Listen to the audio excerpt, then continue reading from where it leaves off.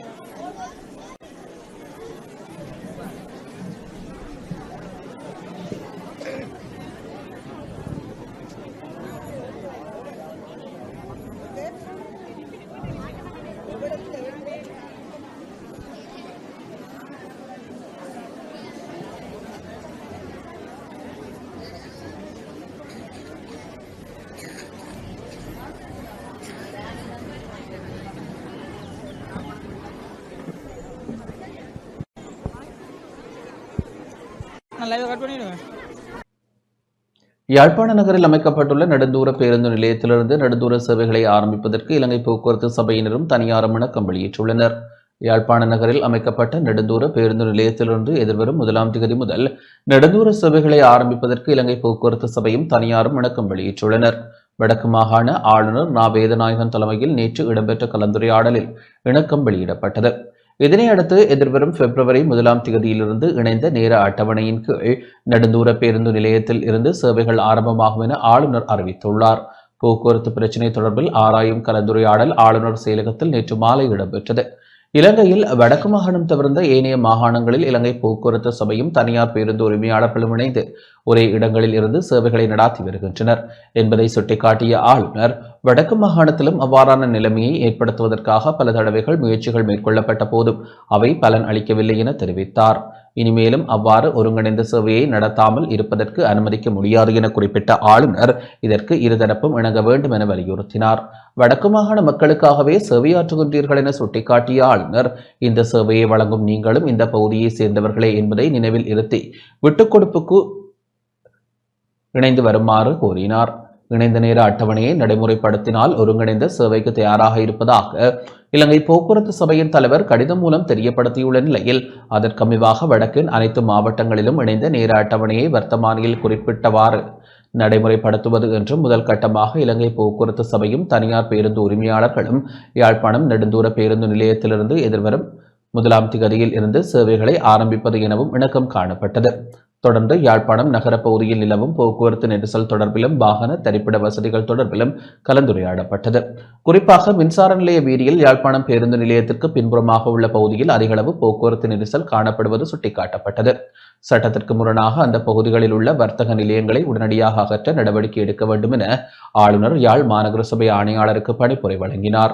அத்துடன் யாழ்ப்பாணம் மத்திய பேருந்து நிலையத்தை சூழவுள்ள வர்த்தக நிலையங்களை அகற்ற மாநகர சபையை நடவடிக்கை எடுக்க வேண்டும் என ஆளுநர் பணித்த நிலையில் அதற்கு முகாமையாளர் முழுமையான ஒத்துழைப்பை வழங்க தயாராக இருப்பதாக போலீசார் தெரிவித்தனர்.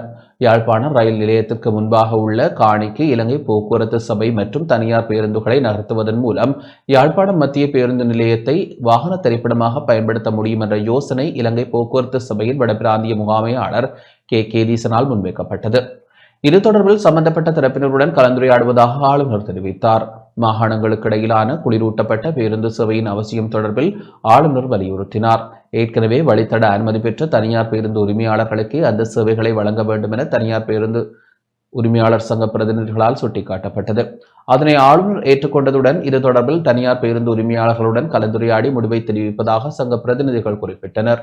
யாழ் நகர பகுதியில் சில இடங்களில் பேருந்து திரைப்படங்கள் இல்லாமையால் நெருக்கடிகளை எதிர்கொள்வதாக இலங்கை போக்குவரத்து சபையினர் மற்றும் தனியார் பேருந்து உரிமையாளர் சங்கத்தினர் தெரிவித்ததுடன் சில இடங்களில் பேருந்து திரைப்படங்களுக்கு நெருக்கமாக வீதியோர வியாபார நடவடிக்கைகள் முன்னெடுக்கப்படுவதால் நெருக்கடி நிலவுவதாகவும் சுட்டிக்காட்டினார். அவற்றை அகற்ற நடவடிக்கை எடுக்குமாறு ஆளுநர் மாநகர ஆணையாளருக்கு பணிப்புரை வழங்கினார்.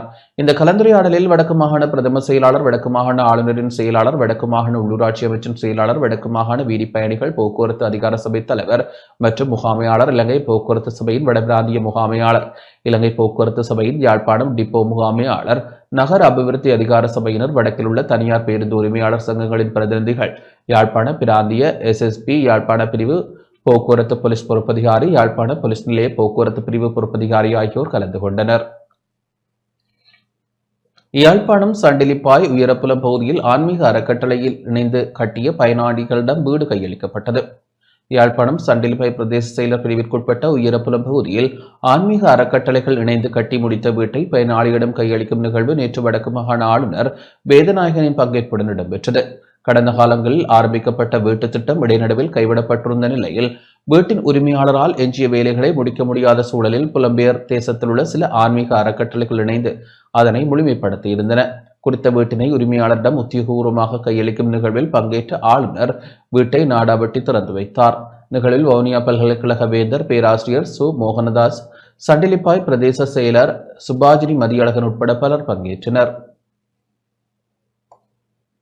வடமராட்சி தொண்டைமனாறு சன்னதியான ஆச்சிரமத்தில் நேற்று தெய்வீக இன்னிசை கானம் இடம்பெற்றது. யாழ்ப்பாணம் வடமராட்சி தொண்டைமனாறு சன்னதியான ஆச்சிரமத்தின் சைவக்கலை பண்பாட்டு பேரவையின் ஏற்பாட்டில் வாராந்தம் வெள்ளிக்கிழமைகளில் இடம்பெறும் தெய்வீக இன்னிசை கானம் நேற்று இடம்பெற்றது. இதில் இசை ஆசிரியை ஜெயபாரதி கௌசிகரின் இசை கச்சேரியில் கீபோர்டினை இசை கலாமணி நடேச செல்வச்சந்திரனும், மிருதங்க இசையினை கலாவித்தகர் விக்னேஸ்வரனும், தபேலா இசையினை தபேலா வித்துவான் மா பிரபா ஆகியோரும் வழங்கியிருந்தனர். இதேவேளை பூநகரி தெளிகரை பிரதேசத்தை சேர்ந்த பூநகரி மகாவித்தியாலயத்தில் தரம் 11 கல்வி கற்கும் மாணவி ஒருவருக்கு துவிச்சக்கர வண்டி மற்றும் வடமராட்சி பாடசாலை ஒன்றிற்கு பிரிண்டரும் வழங்கி வைக்கப்பட்டது. சன்னதியான ஆச்சிரம முதல்வர் மோகனதாஸ் சுவாமிகள் தலைமையில் இடம்பெற்ற நிகழ்வில் சன்னதியான ஆச்சிரம தொண்டர்கள், சன்னதியான ஆச்சிரம சைவக்கலை பண்பாட்டு பேரவை உறுப்பினர்கள், நிர்வாகிகள், அடியார்கள் என பலர் கலந்து கொண்டனர். 2025 6 துப்பாக்கி பிரயோக சம்பவங்கள் பதிவாகியுள்ளன. நாட்டில் இவ்வருடத்தின் இதுவரையான காலப்பகுதியில் 6 துப்பாக்கி பிரயோக சம்பவங்கள் இடம்பெற்றுள்ளதுடன் இதன் காரணமாக 4 உயிரிழந்துள்ளதாக பதில் போலீஸ் மா அதிபர் சட்டத்தரணி பிரியந்த வீரசூரிய அறிவித்துள்ளார். அரசாங்க தகவல் திணைக்களத்தில் நேற்று இடம்பெற்ற ஊடக சந்திப்பின் போதே அவர் இதனை தெரிவித்தார்.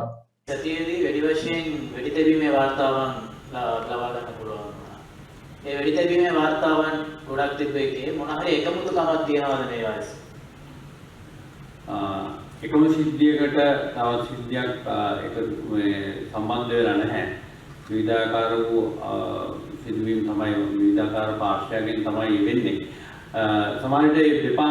நாட்டில் இவ்வருடத்தின் இதுவரையான காலப்பகுதியில் 6 துப்பாக்கி பிரயோக சம்பவங்கள் இடம்பெற்றுள்ளதுடன் இதன் காரணமாக 4 உயிரிழந்துள்ளனர். நாட்டில் இடம்பெற்ற துப்பாக்கி பிரயோக சம்பவங்கள் ஒன்றுக்கொன்று தொடர்புடையவை அல்ல. சில துப்பாக்கி பிரயோக சம்பவங்கள் இரு சாராருக்கு இடையில் இடம்பெற்ற தகராறின் காரணமாக இடம்பெற்றுள்ளது. திட்டமிட்ட குற்ற செயல்களுடன் தொடர்புடையவர்களுக்கு இருந்த அரசியல் செல்வாக்கு தற்போது இல்லாது போயுள்ளது. சட்டம் நீதியை உரியவாறு செயற்படுத்த ஏதுவான காலம் எமக்கு கிடைக்கப்பட்டுள்ளது. இந்த விடயத்துடன் தொடர்புடையவர்களை கண்டறிய சில காலம் தேவைப்படும். முப்படை மற்றும் போலீசிலிருந்து தப்பிச் சென்ற சிலரின் துப்பாக்கிகள் இந்த குற்ற செயல்களுக்கு பயன்படுத்தப்பட்டுள்ளமை விசாரணைகளில் இருந்து தெரிய வந்துள்ளது. காணாமல் போன பல துப்பாக்கிகள் கண்டுபிடிக்கப்பட்டுள்ளன. ஒரே முகாமிலிருந்து 15 துப்பாக்கிகள் காணாமல் போயுள்ளன. அது தொடர்பிலும் நாம் விசாரணைகளை முன்னெடுத்து வருகின்றோம். போலீஸ் அதிகாரிகளும் சில குற்ற செயல்களுடன் தொடர்பு பட்டுள்ளனர். இந்த விடயம் தொடர்பில் விரிவான விசாரணைகளை முன்னெடுக்க நாம் நடவடிக்கை எடுத்துள்ளோம்.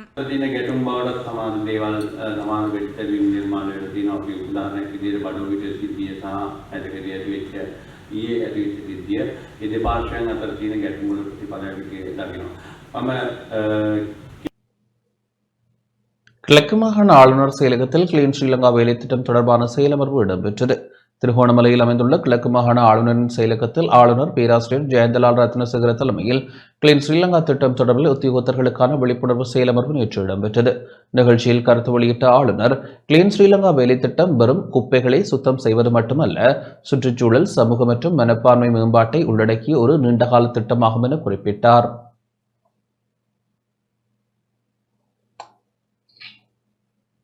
மட்டக்களப்பு மாவட்ட அரசாங்க அதிபருக்கு எதிராக மனித உரிமைகள் ஆணைக்குழுவின் மட்டக்களப்பு பிராந்திய அலுவலகத்தில் முறைப்பாடு பதிவு செய்யப்பட்டுள்ளது. நெல் அறுவடை தொடர்பில் மட்டக்களப்பு மாவட்ட அரசாங்க அதிபர் தன்னிச்சையான முடிவுகளை எடுத்துள்ளதாக மனித உரிமைகள் ஆணைக்குழுவின் மட்டக்களப்பு பிராந்திய அலுவலகத்தில் மாவட்ட விவசாய அமைப்புகளின் உறுப்பினர்களால் முறைப்பாடு ஒன்று நேற்று பதிவு செய்யப்பட்டுள்ளது. மாவட்ட அபிவிருத்தி குழு கூட்டத்தில் எடுக்கப்பட்ட தீர்மானத்திற்கு முரணாக அரசாங்க அதிபர் அறுவடைக்கு அனுமதி அளித்துள்ளதாக மனித உரிமை ஆணையகத்தில் முறைப்பாடு அளித்த பின்னர் மாவட்ட விவசாய அமைப்புகளின் பிரதிநிதிகள் ஊடகங்களுக்கு கருத்து தெரிவித்தனர்.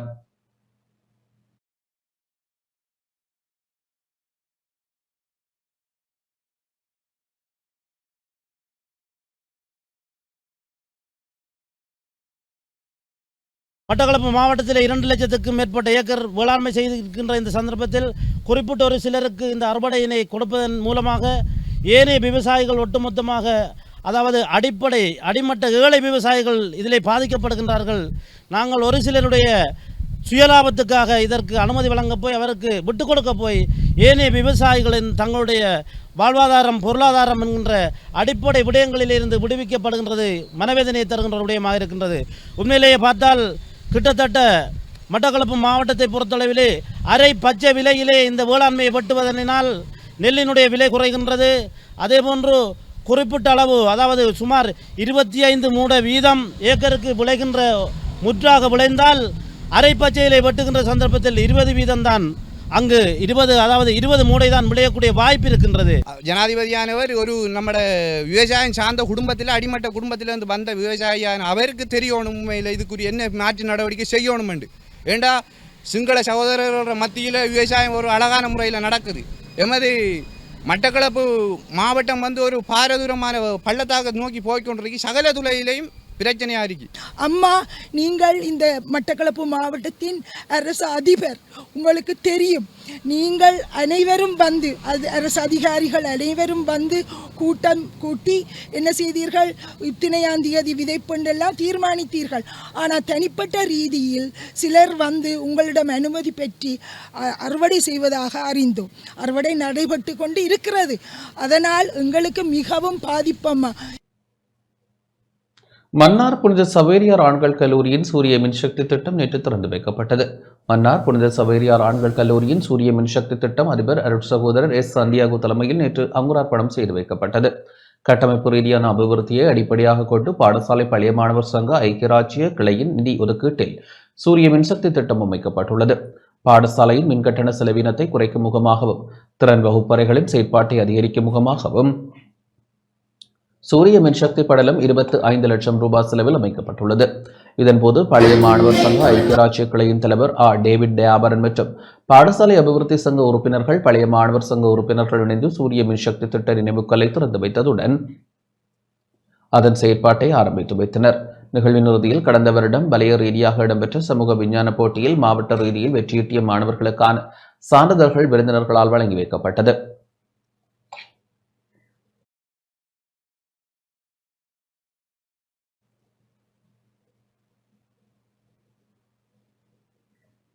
கிளிநொச்சி மலையாளபுரத்தில் இந்திய உதவி வீட்டு திட்ட மாதிரி கிராம திறப்பு விழா நேற்று இடம்பெற்றது. கிளிநொச்சி கரச்சி பிரதேச செயலக பிரிவிற்குட்பட்ட மலையாளபுரம் கிராம சேவகர் பிரிவில் நடைமுறைப்படுத்தப்பட்ட திருவள்ளுவர் குடியிருப்பு இந்திய உதவி வீட்டு திட்ட மாதிரி கிராமம் நேற்று திறந்து வைக்கப்பட்டது. கிராமிய நகர வீடமைப்பு மற்றும் நிர்மாணத்துறை அமைச்சர் அருண கருணாதிலக தலைமையில் இடம்பெற்ற நிகழ்வில் இந்திய உயர்ஸ்தானிகர் சந்தோஷ் ஜா பங்கேற்று திட்டத்தை திறந்து வைத்தார். இதன்போது 24 வீடுகள் மக்களிடம் கையளிக்கப்பட்டன.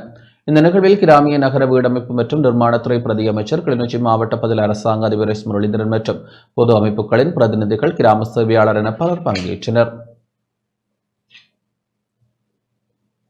யாழ்ப்பாணம் வடமராட்சியில் தெரிவு செய்யப்பட்ட 40 மீனவர்களுக்கு மீன்பிடி வலைகள் வழங்கி வைக்கப்பட்டன. யாழ்ப்பாணம் வடமராட்சி வடக்கு பிரதேச செயலகத்தில் தெரிவு செய்யப்பட்ட 40 மீனவர்களுக்கு இந்தியாவினால் மீன்பிடி வலைகள் வழங்கி வைக்கப்பட்டுள்ளன. வடமராட்சி வடக்கு பிரதேச செயலாளர் தலைமையில் இடம்பெற்ற நிகழ்வில் இந்திய உயர்ஸ்தானிகர் சந்தோஷ் ஜா பங்கேற்று வலைகளை வழங்கி வைத்தார். இந்த நிகழ்வில் யாழ்ப்பாணம் இந்திய துணை தூதுவர் சாய் முரளி மற்றும் இந்திய தூதரக அதிகாரிகள், வடமராட்சி வடக்கு பிரதேச செயலக அதிகாரிகள், வடக்கு மாகாண மீனவ பிரதிநிதிகளான அன்னராசா, வர்ணகுலசிங்கம் மற்றும் பயனாளிகள் என பலர் பங்கேற்றனர். இதன்போது உரையாற்றிய இந்திய உயர்ஸ்தானிகர் சந்தோஷ் ஜா, பருத்தித்துறை துறைமுகம் உட்பட பல்வேறு அபிவிருத்தி திட்டங்கள் வடக்கு மாகாணத்தில் மேற்கொள்ளப்பட உள்ளதாக குறிப்பிட்டார்.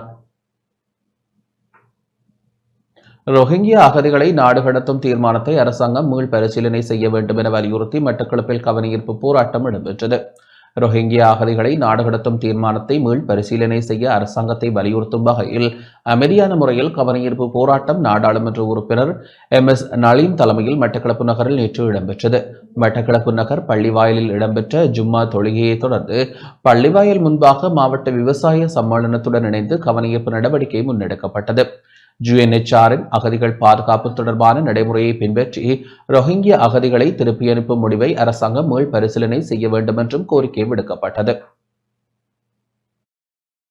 2022ஆம் ஆண்டு டிசம்பர் மாதம் வந்த இந்த அகதிகள் சுமார் 104 பேர். அவர்களை தற்பொழுது கடந்த காலங்களில் இருந்த ஆட்சியாளர்கள் கொடூரமான இன ரீதியான ஆட்சி செய்தவர்கள் என்ற அடிப்படையில் பேசப்பட்டு ஆட்சிக்கு வந்தவர்கள் இன்று இனமத வேறுபாடுகளை கடந்து நாங்கள் பணியாற்றுகின்றோம் என்று கூறிக்கொண்டு, ஆனால் அவர்களுடைய செயல்பாடு இந்த மக்களை திருப்பி அனுப்புகின்ற வேலை திட்டங்களை முன்னெடுத்திருக்கின்றார்கள். உண்மையில் இது அவ்வாறு அவர்கள் செயல்படுவார்களா இருந்தால் அவர்களை ஐக்கிய நாடு சபையுடைய UNHCR அந்த அமைப்பின் மூலம் அவர்களுக்கு நீங்கள் கொடுங்கள். இந்த மக்களை வெறுமனே உயிர் அச்சுறுத்தலுக்காக தங்களுடைய உயிரை துச்சமாக மதித்து தங்களுடைய பிள்ளைகளை தூக்கி கொண்டு குழந்தைகள் சிறுவர்கள் என்று வந்து கடலிலே தத்தளித்தவர்களை அவர்கள் இலங்கைக்காக வரவில்லை.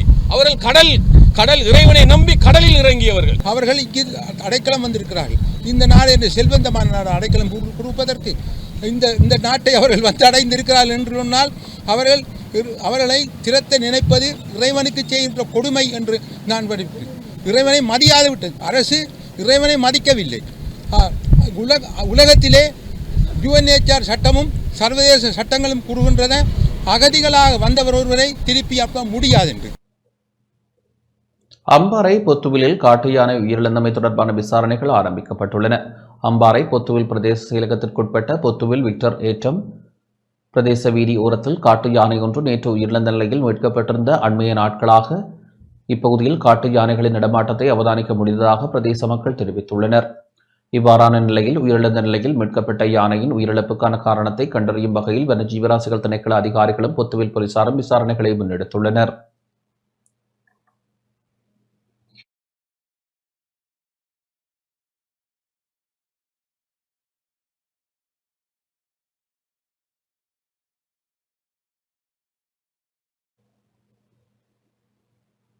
இத்துடன் இந்த செய்தி அறிக்கை நிறைவடைகின்றது. வணக்கம்.